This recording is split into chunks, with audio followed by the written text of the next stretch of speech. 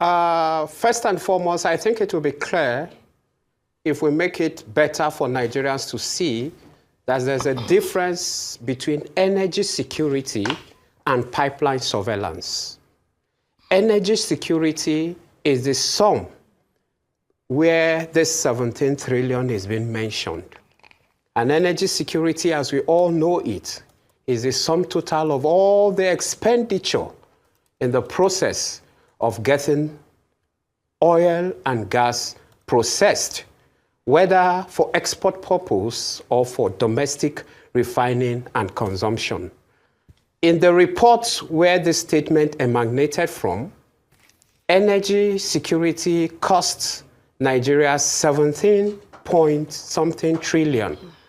But within that report, you will also find that under recovery, which is the balancing between the landing costs and the regulated price of selling within the country.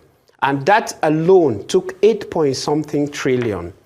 It is therefore elusive or misrepresenting fact for anyone to think or make a statement that the whole 17 point something trillion was the money spent on pipeline surveillance.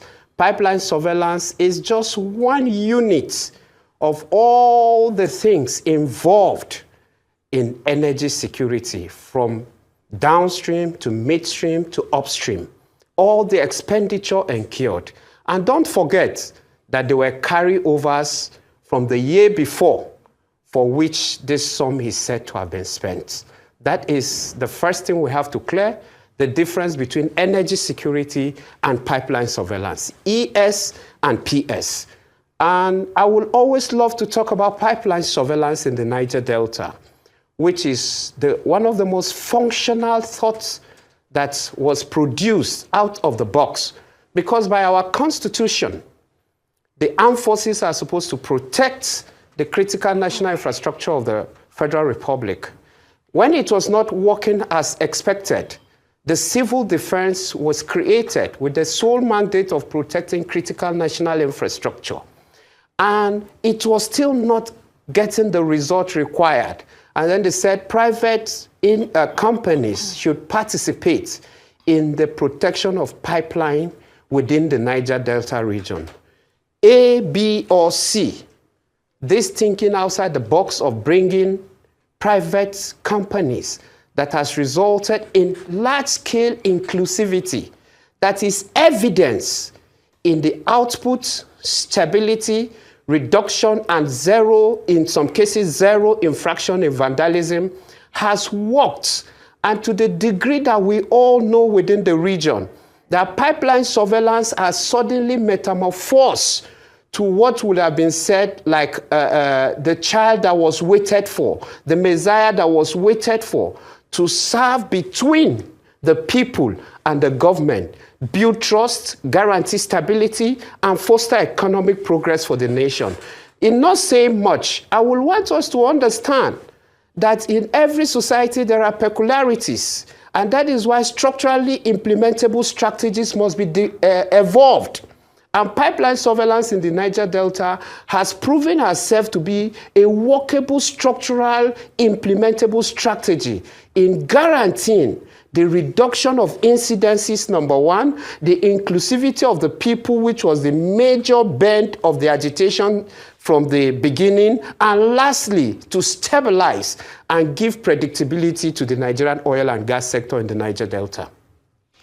How do you assess the expected return on investment for this 17.9 trillion naira worth of surveillance spending compared to other potential investments in the region, in the Niger Delta, such as regional infrastructure, education, or environmental remediation? I am not holding brief for NNPC, but I saw also in the same documents that 5.4, if I'm not mistaken, trillion was the profit for the year. About 64% year-on-year profit margin in analyzing 2023, 2024.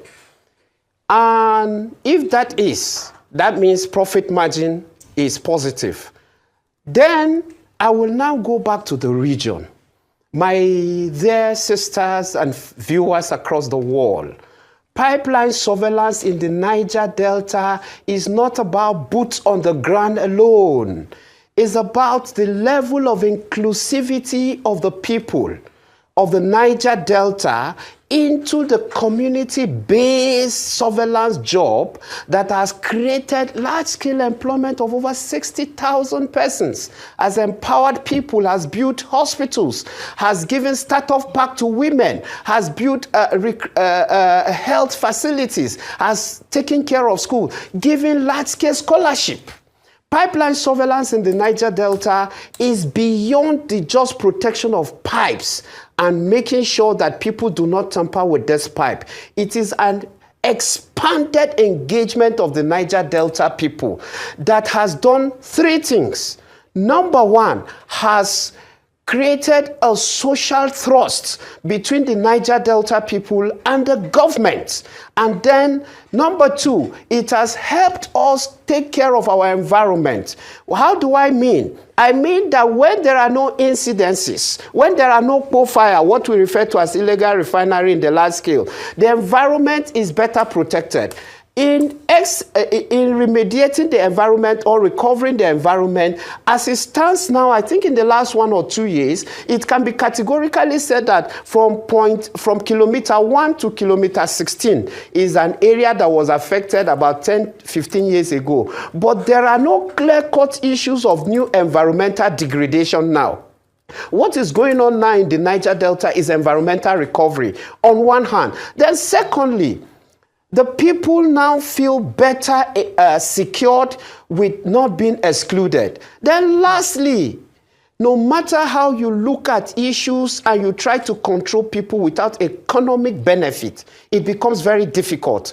The creation of jobs and empowerment through startup pack that the pipeline surveillance bring to the table, it's what keeps the region stable and guarantees that the issue of employment, the issue of environmental remediation, and other variables will be addressed. I make it very clear to anyone who cares to hear that the stability in the Niger Delta today, the stability in the oil output of Nigeria today, the ability to produce 1.8 million barrels as recorded in November, is not a product of many boots on ground, but a product of more men on the table. When I say more men on the table is the larger number of communities, stakeholders, and youth and other actors that have been brought on the table to see the Nigerian God's blessed resources of oil and gas as our own and participate in the benefit thereof.